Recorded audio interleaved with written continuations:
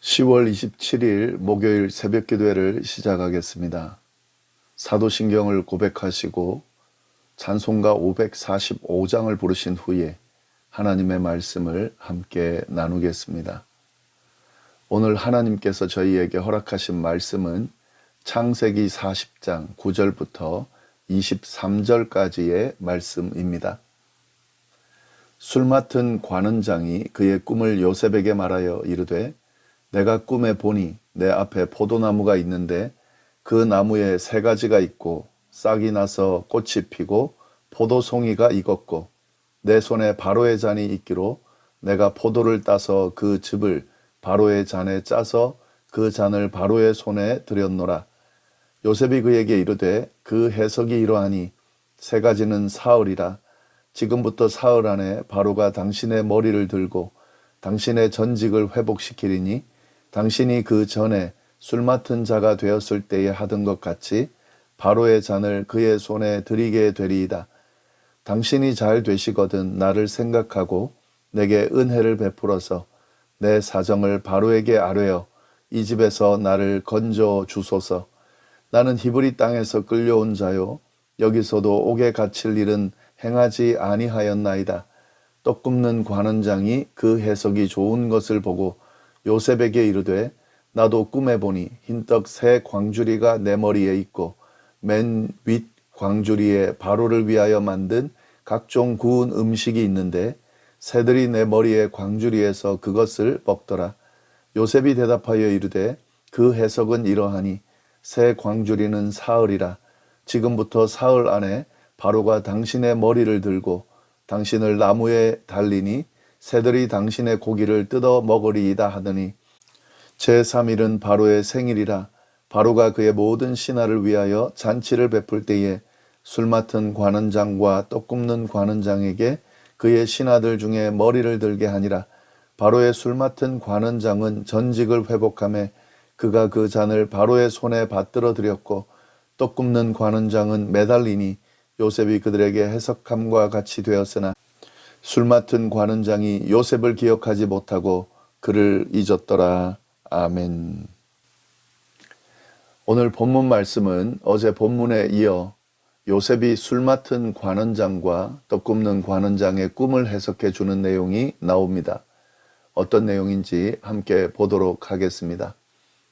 먼저 술 맡은 관원장의 꿈의 내용을 보겠습니다. 9절부터 11절까지의 말씀입니다. 술 맡은 관원장이 그의 꿈을 요셉에게 말하여 이르되 내가 꿈에 보니 내 앞에 포도나무가 있는데 그 나무에 세 가지가 있고 싹이 나서 꽃이 피고 포도송이가 익었고 내 손에 바로의 잔이 있기로 내가 포도를 따서 그 즙을 바로의 잔에 짜서 그 잔을 바로의 손에 들였노라. 그의 꿈에 포도나무가 등장합니다. 그 꿈에 등장한 포도나무에는 세 개의 가지가 났는데 거기서 싹이 나고 꽃이 피고 포도송이가 열렸다 하는 꿈이죠. 그리고 자신의 손에 바로 왕의 잔이 있었는데 그 열매 맺힌 포도송이로 즙을 짜서 포도주를 만들고 바로의 잔에 담아서 바로에게 드리는 그런 꿈의 내용입니다. 요셉은 이 꿈의 내용을 듣자마자 해몽을 해 주었습니다. 12절부터 13절까지의 말씀입니다. 요셉이 그에게 이르되 그 해석이 이러하니 세 가지는 사흘이라.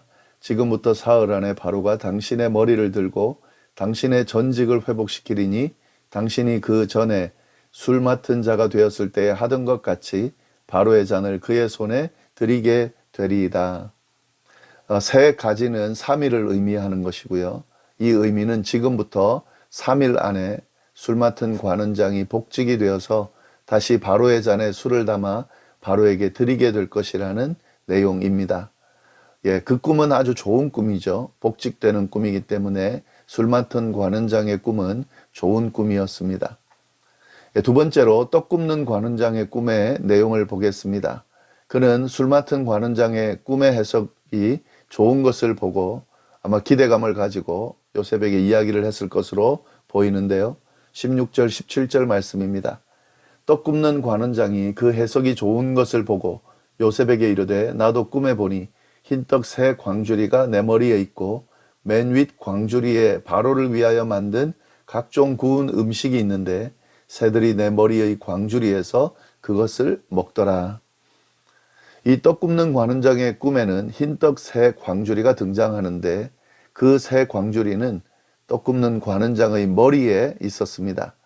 그런데 맨 윗 광주리에 있던 음식들, 바로를 위해 만든 각종 구운 음식을 새들이 와서 먹어버렸다 하는 그런 꿈의 내용이었습니다. 요셉은 이 꿈의 내용도 듣자마자 바로 해몽을 해 주었습니다. 18절 19절 말씀입니다. 요셉이 대답하여 이르되 그 해석은 이러하니 새 광주리는 사흘이라. 지금부터 사흘 안에 바로가 당신의 머리를 들고 당신을 나무에 달리니 새들이 당신의 고기를 뜯어 먹으리이다 하더니. 요셉의 해몽은 간단했습니다. 새 광주리는 3일을 의미하는데 지금부터 3일 안에 바로가 그의 머리를 베고 몸을 나무에 매달 것이고 그 몸을 새들이 뜯어먹게 될 것이다 하는 의미의 내용이었습니다. 예, 이 떡 굽는 관원장의 꿈의 내용은 아주 부정적인 꿈이었죠. 네, 그 두 해석을 요셉이 해 주었습니다. 그런데 정말로 요셉의 꿈 해석대로 되었습니다.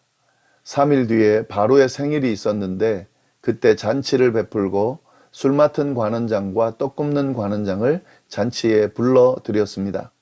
그리고 술 맡은 관원장은 원래 직위로 복직시켜주고 바로에게 다시 잔을 바칠 수 있도록 허락해 주었습니다. 그러나 떡 굽는 관원장은 복직되지 못하고 목이 베어져서 매달리게 되었습니다. 20절부터 22절까지의 말씀입니다. 제3일은 바로의 생일이라 바로가 그의 모든 신하를 위하여 잔치를 베풀 때에 술 맡은 관원장과 떡 굽는 관원장에게 그의 신하들 중에 머리를 들게 하니라. 바로의 술 맡은 관원장은 전직을 회복하며 그가 잔을 바로의 손에 받들어 드렸고 떡 굽는 관원장은 매달리니 요셉이 그들에게 해석함과 같이 되었으나. 요셉이 그들에게 해석함과 같이 되었다. 요셉이 해석한 대로 다 됐다는 말이죠.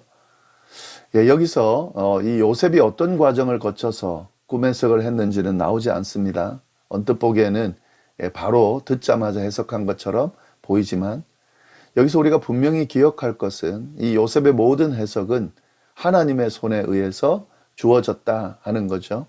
요셉이 분명히 그렇게 이야기를 했습니다. 이 꿈의 해석은 하나님의 손에 달렸다라고 그렇게 분명하게 이야기했던 것처럼 분명히 요셉은 하나님의 뜻 안에서 해석을 했고 그리고 그 해석을 사람들에게 전해 주었을 것입니다.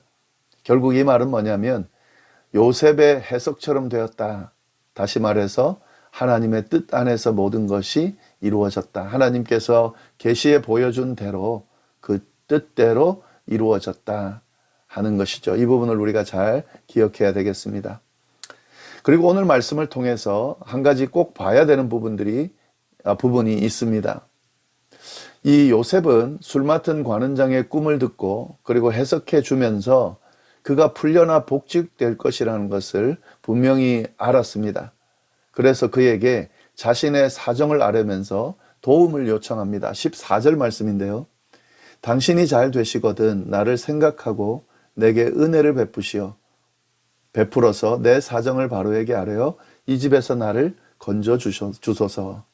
술 맡은 관원장의 꿈을 해석한 뒤에 요셉이 그에게 한 이야기입니다. 그가 잘 되거든, 다시 말해 복직을 하거든 자신을 생각해서 은혜를 베풀어 달라는 간청입니다. 바로에게 자신의 사정을 좀 아뢰달라는 거죠. 그래서 이 집에서, 이 감옥에서 건져달라는 그런 부탁을 하고 있습니다. 그는 자신이 억울하게 지금 상황에 처해 있다는 것을 토로하면서 간절하게 부탁했습니다. 15절 말씀입니다. 나는 히브리 땅에서 끌려온 자요 여기서도 옥에 갇힌 일을 행하지 아니하였나이다. 히브리 땅에서 끌려온 것도 감옥에 갇힌 것도 모두 억울한 일을 당한 것임을 강조하면서 꼭 자신을 도와달라고 부탁하고 있는 겁니다. 그런데 여기서 우리는 요셉답지 못한 모습을 보게 됩니다. 지금 그가 도움을 요청하고 구해달라고 하는 대상이 누굽니까? 바로입니다. 바로에게 자신의 사정을 알려줘서 자신을 지금 감옥에서 건져내 달라고 하는 부탁을 하고 있는 거죠. 그런데 여러분, 바로가 그렇게 해줄 수 있는 대상입니까? 요셉을 구해줄 수 있는 대상입니까? 예, 언뜻 보면 그렇지만 그렇지가 않습니다. 요셉의 사정을 헤아리고 그 요셉을 지금 감옥에서 건져줄 존재는 바로가 아닙니다. 요셉은 잘못된 대상에게 도움을 요청하고 있습니다. 그러니까 당연히 응답될 리가 없겠죠. 결국 어떻게 되었는지 23절 말씀에 나옵니다. 술 맡은 관원장이 요셉을 기억하지 못하고 그를 잊었더라. 술 맡은 관원장은 요셉의 꿈 해석대로 복직하게 됐지만 요셉을 기억하지 못하고 잊어버렸습니다. 사람을 의지할 때 주어지는 그런 결과입니다. 사람은 의지할 대상이 아닙니다. 사람이 그 문제를 해결해 주지 않습니다. 따라서 사람을 의지하는 것은 잘못된 겁니다. 특히 하나님의 백성들은 절대 사람을 의지해서는 안 됩니다. 그럼 누구를 의지해야 됩니까? 하나님을 의지할 수 있어야 됩니다. 하나님을 의지할 대상이 되시고 문제를 해결해 줄 수 있는 능력이 있는 분입니다.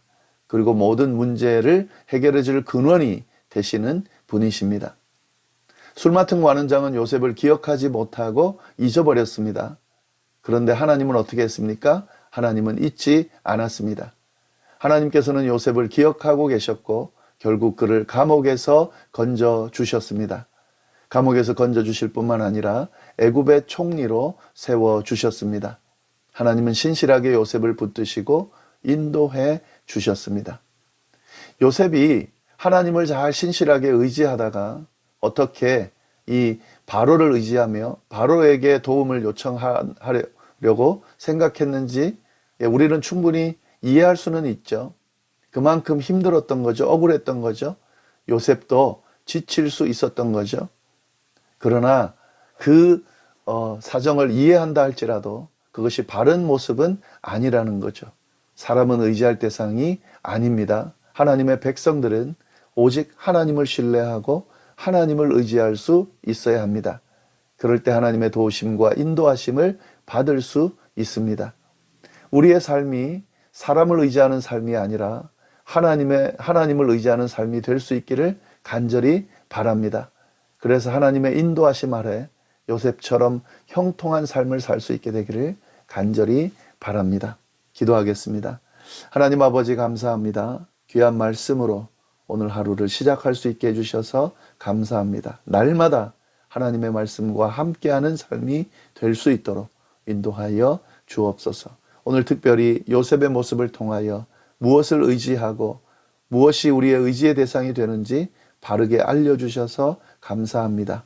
사람은 의지의 대상이 아니라는 사실을 우리는 오직 하나님을 의지하고 신뢰할 수 있어야 된다는 것을 우리가 기억하면서 하나님을 신뢰하고 의지하는 삶을 살아가는 우리의 삶이 되도록 인도하여 주옵소서. 그래서 그 인도하심 아래 형통한 삶을 살아가는 우리의 삶이 되도록 주여 역사하여 주옵소서. 오늘 하루 주님께서 허락하신 날 귀하게 여기게 하시고 하루를 소중하게 여기면서 잘 보낼 수 있도록 특별히 하나님의 인도하심과 보호하심을 느끼며 살아가는 하루가 되도록 인도하여 주옵소서. 감사드리며 예수님의 이름으로 기도드립니다. 아멘.